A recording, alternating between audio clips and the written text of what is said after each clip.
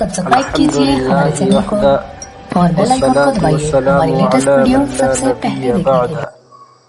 أما بعد، أعوذ بالله من الشيطان الرجيم. بسم الله الرحمن الرحيم. ليس البر أن تولوا وجوهكم قبل المشرق والمغرب ولكن البر من آمن بالله واليوم الآخر والملائكة والكتاب والنبيين وآتى المال على حبه ذوي القربى واليتامى والمساكين وبني السبيل والسائلين وفي الرقاب وأقام الصلاة وآتى الزكاة. صدق اللہ العلی العظیم.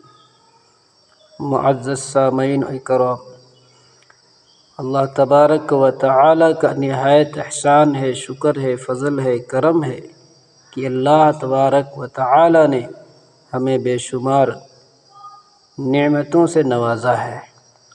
جہاں اللہ تبارک و تعالی نے تمام ساری نعمتیں عنایت فرمائی، وہیں خالق کائنات نے ہمیں ایک مال جیسی، دولت جیسی نعمت عنایت فرمائی ہے.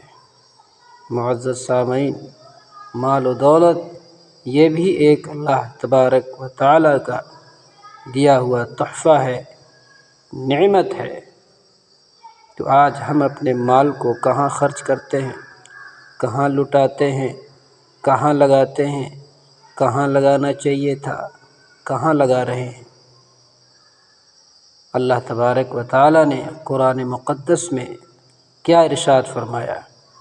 فرمایا کہ سارا کمال اس میں نہیں ہے، سارا کمال اس میں نہیں ہے کہ تم اپنا منہ مشرق کی طرف کر لو یا مغرب کی، لیکن اصل کمال تو یہ ہے کوئی شخص اللہ تعالیٰ پر ایمان لائے اور قیامت کے دن پر اور فرشتوں پر اور اللہ تعالیٰ کی کتابوں پر اور سب پیغمبروں پر اور اللہ کی محبت میں مال دیتا ہو، مال خرچ کرتا ہو، اپنے مال کو قربان کرتا ہو اور اپنے رشتہ داروں کو، یتیموں کو، غریبوں کو، مسافروں کو، مجبوروں کو اور جو لاچاری میں سوال کرنے والے ہیں ان کے اوپر اپنے مال کو خرچ کرتا ہو اور قیدیوں اور غلاموں کی مدد کرتا ہو، یعنی ان کو خرید کر آزاد کرتا ہو، چھڑوا دیتا ہو، نماز کو قائم کرتا ہو، زکوٰۃ کو ادا کرتا ہو. اصل کمال یہ ہے، اصل کمالات کی چیزیں یہ ہیں. آیت شریفہ میں ان کی بعض اور صفات کا ذکر فرما کر ارشاد ہے کہ یہی لوگ سچے ہیں، یہی لوگ متقی ہیں.